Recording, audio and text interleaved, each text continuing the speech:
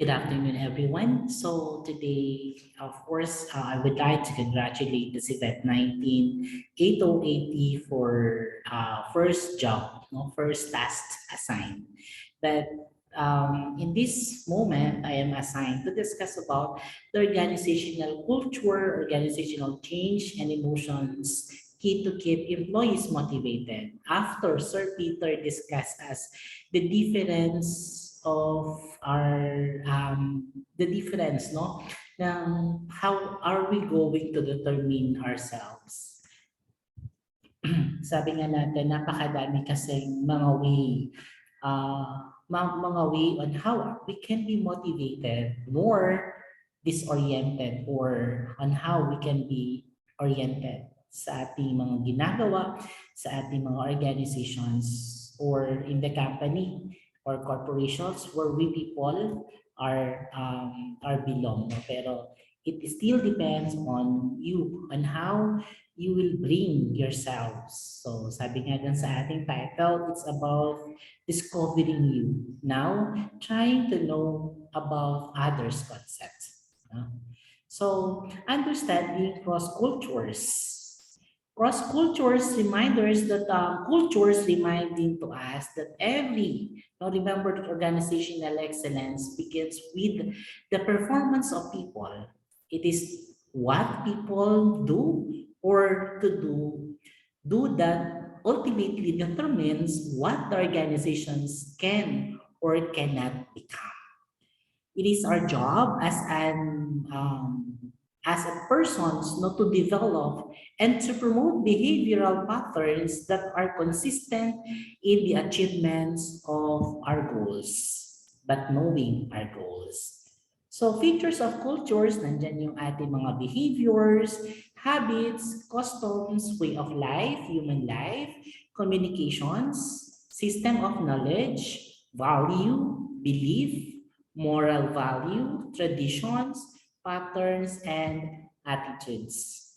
Because behavior is a modifications of positive reinforcement, negative reinforcement, punishment, and extinctions. So pag sinabi po natin reinforcement, parang you're telling to me yung mga tinatawag nating reinforcement rewards, no? Or you're trying to give knowledge sa ating mga tao na para bang positive reinforcement if ever na pupunta ka in battle, alam mo na may people behind you no, na magsusupport sa'yo.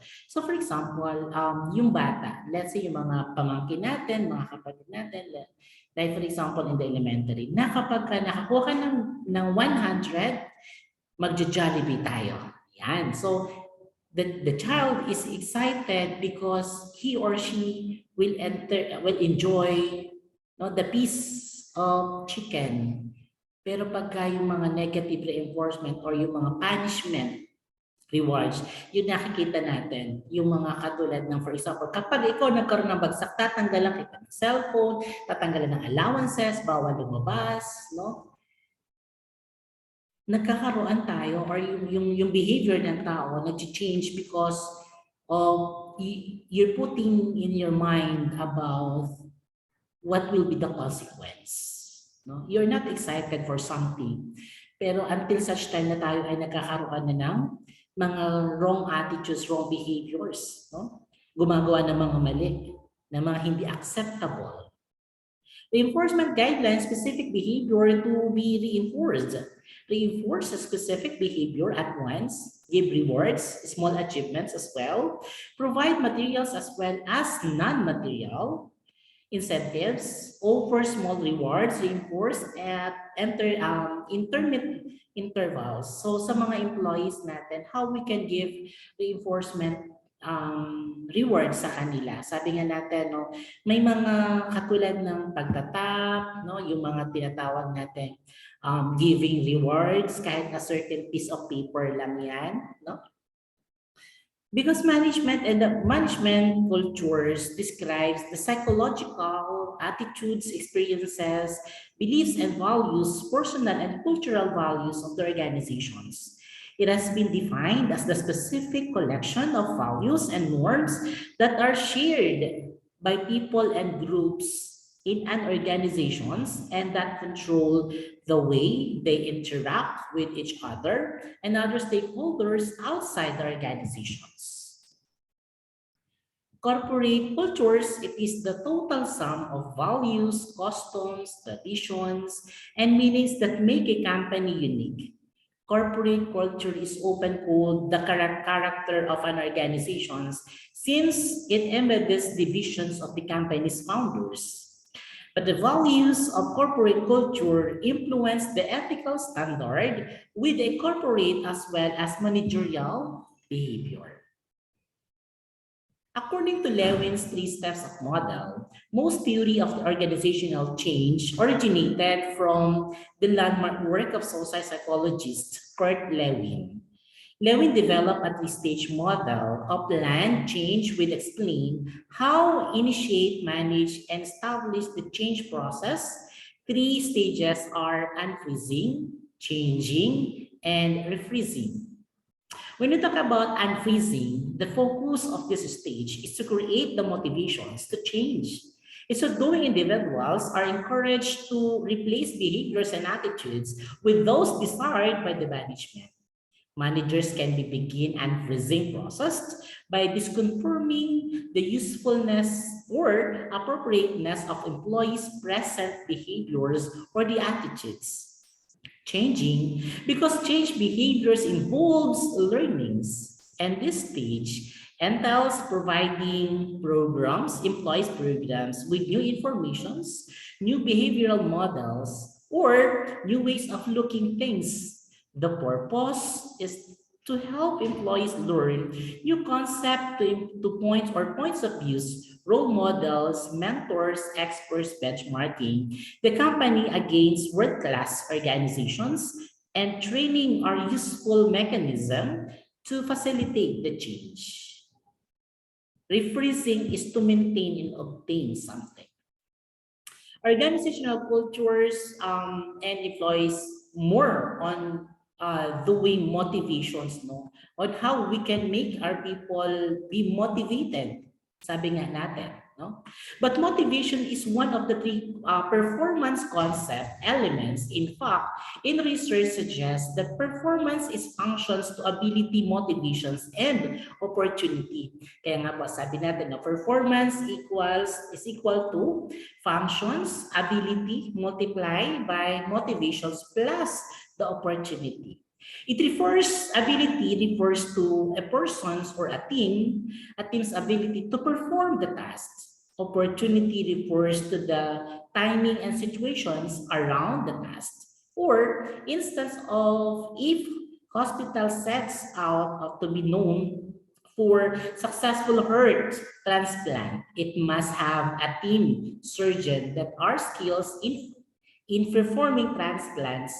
That is what we call ability. And there must be an adequate space and equipment to be performed.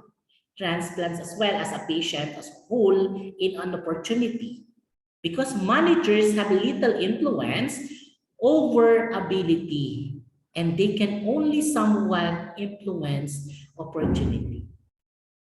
Can managers influence employees to be more productive by understanding their source of motivations or even creating source of motivations or in their employees? Most researchers agree that the answers of all the eyes, yeah, that all people who says yes as a motivations isn't stable state of mind, and what motivates to an employee is the right now might not be same of a year later, but researchers do not necessarily agree on the best way of accomplishment.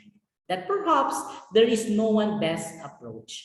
But always be remembered that motivations of people or motivating people is an often adequate unmotivated people with being lazy. Do you think is the real do you think that is really true? For instance, of considered Danny or Manny as students of gets poor grades in history, is not interested in the textbooks, doesn't want to read. Or is intelligent, sure, but does not to do readings. You need to get as an over or even. You might we can say that unmotivations about reading or says that he is lazy or he's lazy. But when the latest comic books in the favorite series comes out, he's the first in line to purchase. Oh, masasabi ba natin na lazy yung tao? But because of motivations perhaps, motivations results when an individual interact with situations. It is a state of mind where the individual determines the level of desired interest and energy that will translate into an actions. Let's give some motivations and and giving them directions and to give them persistence of an efforts. No? In addition to individuals' attitudes, motivations also consider a person's needs. Needs are based on personality values and relate to things that our persons desire. Dun sa kaninang situation na sinabi ko, Danny or Manny case, his value or their values are desire and desires the entertainment of reading comics books more than that he values the desire of good grades. So, motivating people at work. Now, let's talk motivations into workplace. Motivation is important to managers because it leads to an actions and someone or one of the three key elements of performance is more importantly, it's variable that can be influenced because motivation is not unstable state of mind. Managers who can influence motivations can increase the performance of his or her people. Why? Because again, according to Lewin's theory, sabi nga niya, changing, unfreezing, and refreezing of something in the value or behaviors of people. No? More importance is to determine how managers can influence motivations to increase performance. We really understand that motivation is very individuals, and what motivates one worker will not necessarily motivate one another. When a manager adds workplace components like job design, work environment, or organization's components such as company culture, workplace politics, it becomes even more challenging to understand how to motivate employees to produce good product or good output. But again, efforts, performance could give a good output. No? Because of siguro sabi nga natin first is the expectancy focus about will more hard work achieve this goal or an individual perceptions as how difficult the target goal to be accomplished. How much effort do we need or people need to give to go to accomplishing it? And the next is about when you talking about instrumentality.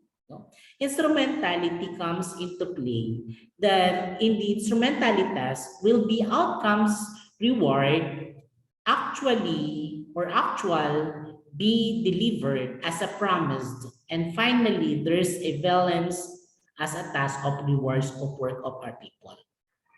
Yung effort plus the performance, yung effort nandun yung expectancy, yung performance andyan yung instrumentality, and yung outcomes is what we call the balance. No? So then and again, people, individuals view motivation factors or impact by previous experience, current needs, genders, and persons, and culture's value. Pero pagdating sa motivations, big impact, or we could say that motivations must begin to ourselves, to you.